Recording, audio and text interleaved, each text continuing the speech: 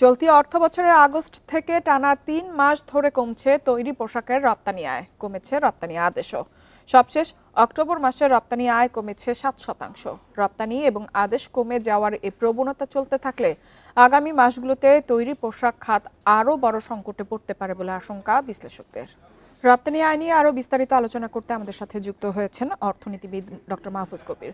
মাহফুজ কবির, আপনাকে স্বাগত জানাচ্ছি অর্থনীতি সারাদিনে। আপনার কাছে শুরুতেই জানতে চাইব, গত ৩ মাস ধরে পোশাক রপ্তানি কমেছে, এর মূল কারণ কি বলে আপনি মনে করেন?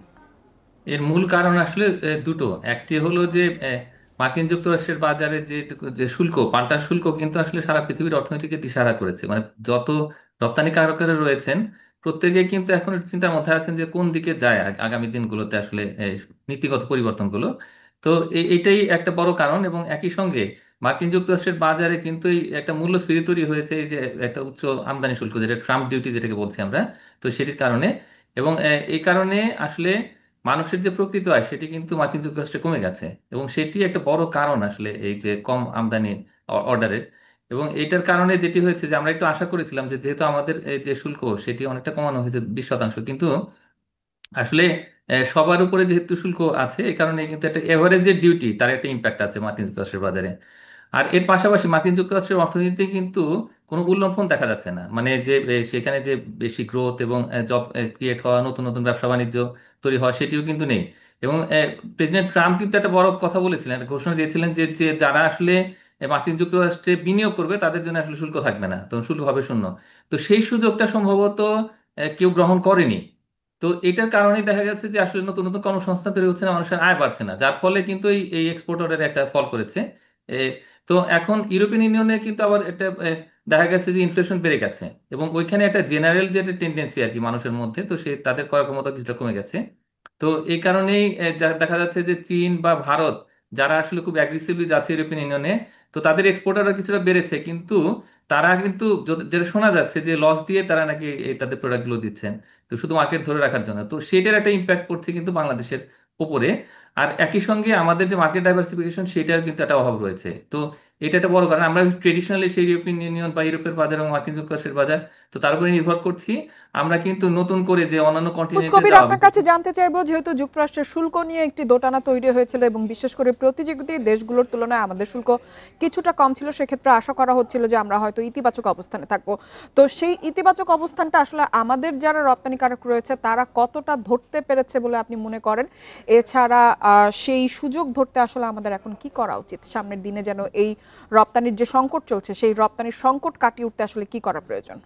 হ্যাঁ, না সেক্ষেত্রে আসলে আমার কাছে মনে হয় যে একটুখানি কন্ট্রাক্টটা বাড়ানো উচিত বাইরের সাথে। আমরা যেটা ভুল করেছি সেটা হলো আমরা বসেছিলাম যে অর্ডার আসবে, কিন্তু আমাদের যারা অন্যান্য কম্পিটিটর তারা কিন্তু অ্যাগ্রেসিভলি ওই মার্কেটটাকে এক্সপ্লোর করেছে।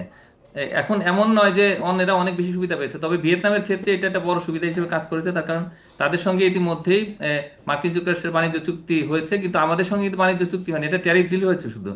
আমরা আশা করছি যে আগামী মাসে যদি একটা বাণিজ্য চুক্তি হয় মার্কিন যুক্তরাষ্ট্রের সঙ্গে বাংলাদেশে, তাহলে সেক্ষেত্রে হয়তো এই আমাদের অর্ডার আর কিছুটা বেড়ে যেতে পারে। তো সেটার জন্য অপেক্ষা না করে আমাদের এখন কাজ করতে হবে এরকম ভাবে যে আমাদের এই যে ইউএস এর যারা বায়ার রয়েছেন তাদের সঙ্গে কন্ট্যাক্টটা আমাদের আরেকটু রিনিউ করতে হবে। এবং একই সঙ্গে যে এখানে যে আমাদের যে আরো নতুন নতুন যারা বায়ার আছেন বা হতে পারেন, তো তাদের সঙ্গে আসলে আমাদের যোগাযোগ বাড়াতে হবে। এবং একই সঙ্গে আমাদের যে মিশন রয়েছে মার্কিন যুক্তরাষ্ট্রে, নিউ ইয়র্ক এবং একই সঙ্গে যে ওয়াশিংটন ডিসিতে, এখানে যে কমার্শিয়াল যে উইং, তো তাদের আসলে অ্যাক্টিভিটিটা বাড়াতে হবে। এটা করাটা আমাদের প্রথম দায়িত্ব। আর ইউরোপের বাজারেও আমাদের একটু প্রতিযোগিতার সক্ষমতা বাড়াতে হবে। মাহফুজ কবির, আপনার কাছে জানতে চাইবো, আপনি যেমনটা বলছিলেন মূল্যস্ফীতির কথা, যুক্তরাষ্ট্র উচ্চ মূল্যস্ফীতি, ইউরোপীয় ইউনিয়নের উচ্চ মূল্যস্ফীতি সবকিছু মিলিয়ে কিন্তু আসলে পোশাকের বাজার, বিশেষ করে আমরা যে ধরনের পণ্য রপ্তানি করে থাকি সেই ধরনের বাজারটা কিছুটা হলেও সংকুচিত হচ্ছে।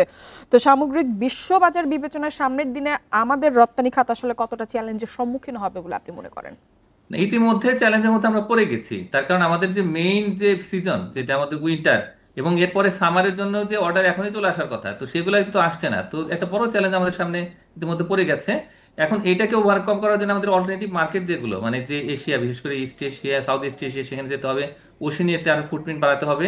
আর এর পাশাপাশি আমাদের ল্যাটিন আমেরিকাতে একটু এক্সপানশন দরকার, বিশেষ করে ওদের যে চারটা অর্থনীতি, যে ব্রাজিল, আর্জেন্টিনা, পেরু, চিলি, এরা কিন্তু ভালো অর্থনীতি। তো সেখানে কিন্তু আমরা আমাদের এক্সপোর্ট বাড়াতে পারি। তো সেভাবে করে আমাদের যদি ফুটপ্রিন্টটা এই ইউরোপ এবং আমেরিকার বাইরে নিয়ে যাই, তাহলে সেক্ষেত্রে আমাদের এই যে এখন যে সমস্যাটা তৈরি হলো, সেরকম সমস্যায় আমরা হয়তো ভবিষ্যতে আর পড়বো না। তবে আমাদের প্রোডাক্টের এই যে ভ্যারাইটি, সেটাও বাড়াতে হবে। মানে একদিকে আরএমজির মধ্যে ডাইভার্সিফিকেশন দরকার, পাশাপাশি অন্যান্য পণ্য কিন্তু আমাদের এই বাস্কেটের মধ্যে নিয়ে আসতে হবে। নাইলে এই যে যদি এই মূল যে যে সমস্ত গন্তব্য সেখানে চাপ তৈরি হলে, তখন দেখা যাবে যে আমাদের ওভারঅল এই যে এক্সপোর্ট আর্নিং সেটা আসলে কমে যাচ্ছে। মাহফুজ কবির, আমাদের সাথে যুক্ত হওয়ার জন্য আপনাকে অসংখ্য ধন্যবাদ।